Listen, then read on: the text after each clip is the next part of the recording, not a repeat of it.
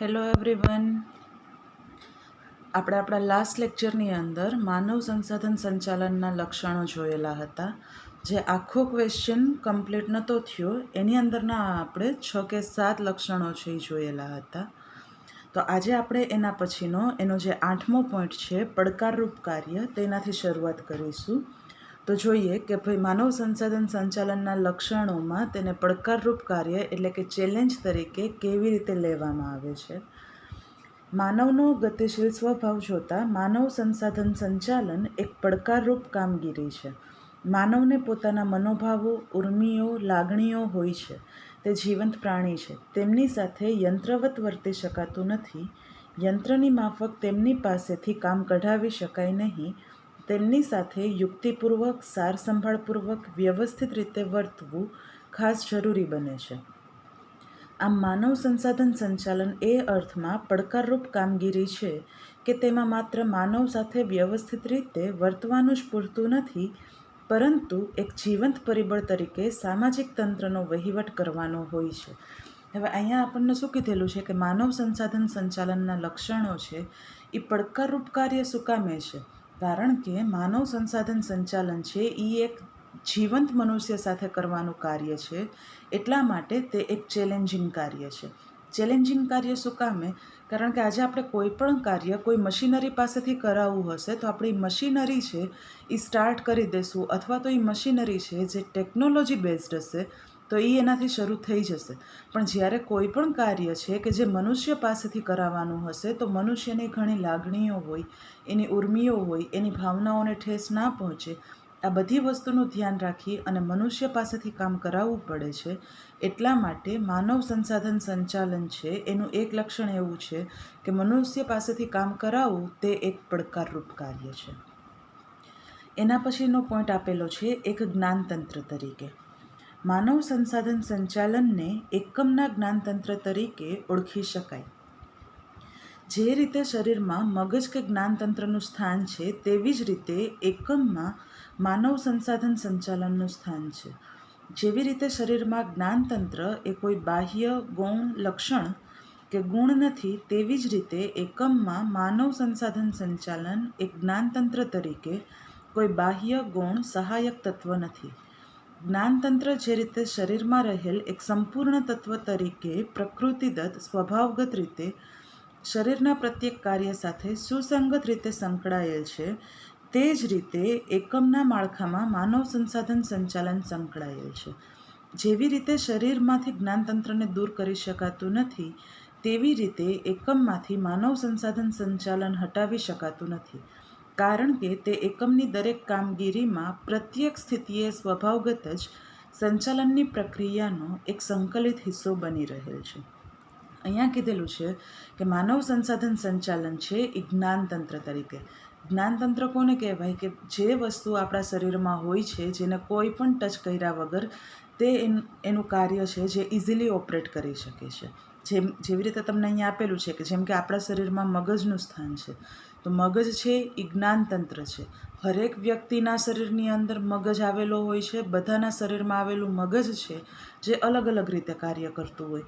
તો એવી જ રીતે જ્યારે કોઈ પણ માનવ સંસાધન સંચાલનની અંદર કોઈ પણ મનુષ્ય છે એ પોતે પોતાની રીતે કાર્ય કરતો હોય તો એ પણ એવી જ રીતે કાર્ય કરે છે જેવી રીતે મનુષ્યના શરીરમાં મગજ કાર્ય કરે છે. તેવી રીતે એક માનવ સંસાધન સંચાલન કે કોઈ પણ એક જીવંત પ્રાણી છે એ કોઈ કંપની કે ઓર્ગેનાઇઝેશનની અંદર એક જ્ઞાનતંત્ર તરીકેનું કાર્ય કરે છે કે જેને ભલે બહાર કોઈ પણ ટાર્ગેટ પૂરો કરવા માટે જોઈ શકાતો નથી, પણ એનું જે કાર્ય હોય કંપનીની અંદર, કોઈ ઓર્ગેનાઇઝેશનની અંદર, કોઈ પણ ધંધાની અંદર, એનું કાર્ય જે હોય છે એ મહત્ત્વનું હોય છે. એટલા માટે એને જ્ઞાનતંત્ર તરીકે આપણે જોઈ શકીએ.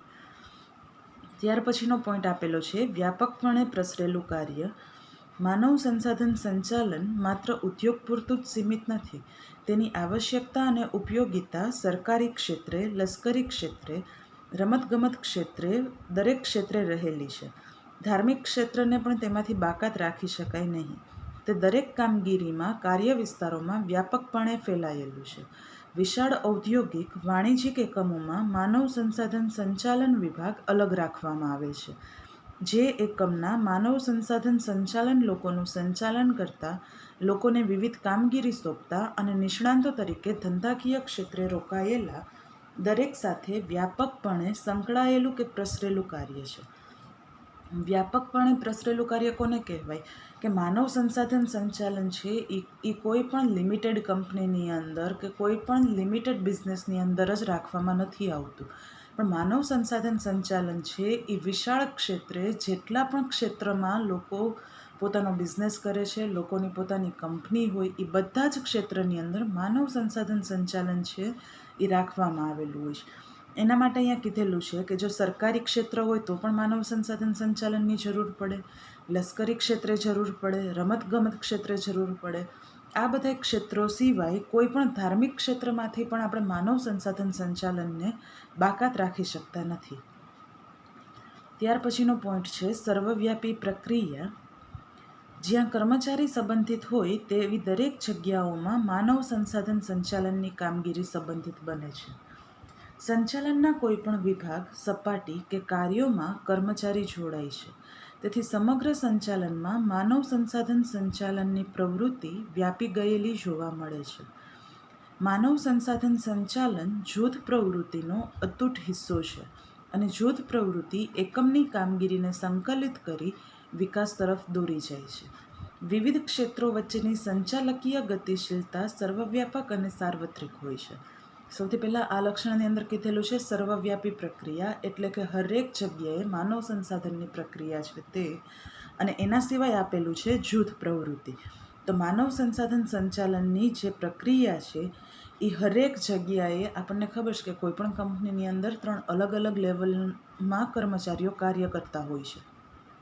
તો હરેક લેવલના કર્મચારીઓ ઉપર માનવ સંસાધન સંચાલન હોય છે જે રાખવામાં આવે છે. ત્યાર પછી એ કોઈ પણ વિભાગના કાર્યોમાં જોવા મળે અથવા તો કોઈ પણ સપાટીના કાર્યોમાં જોવા મળે. એ સર્વવ્યાપી પ્રક્રિયાને આપણે પોઝિટિવ રીતે કેવી રીતે ઇમ્પ્લિમેન્ટ કરી શકીએ? તો જે કોઈ પણ કર્મચારી કંપની માટે કાર્ય કરતા હશે એ બધા જ કર્મચારીઓ જૂથમાં રહી અને કાર્ય કરશે તો એના પરિણામે શું થશે કે જૂથની જે પ્રવૃત્તિ છે એ બધી જ પ્રવૃત્તિઓ એકસાથે સંકલનમાં રહી અને કંપનીના જે કોઈ પણ ધ્યેયો છે એ ધ્યેયો પ્રાપ્ત કરશે. એટલા માટે સર્વવ્યાપી પ્રક્રિયા અને જૂથ પ્રવૃત્તિ એ બંને સાથે આવશે. ત્યાર પછીનો પોઈન્ટ છે માનવ તત્વને વિશિષ્ટ મહત્ત્વ. સંચાલનમાં માનવ તત્વને જીવંત સાધન તરીકે સ્વીકારી વિશિષ્ટ મહત્ત્વ આપવા માટે જ માનવ સંસાધન સંચાલન કામગીરી હાથ ધરવામાં આવે છે. દરેક પ્રક્રિયામાં માનવ શક્તિની મર્યાદા, માનવીના વર્તનોની અસરો, મનોવૈજ્ઞાનિક લાક્ષણિકતા, સામૂહિક વર્તનની સામાજિક લાક્ષણિકતા, માનવીની લાગણીઓનો અને અવૈધિક સંબંધોનો વિચાર કરીને વિવિધ પગલાઓ લેવામાં આવે છે. કર્મચારીલક્ષી નીતિઓ, નિયમો અને વ્યવસ્થાઓ વિકસાવવામાં આવે છે.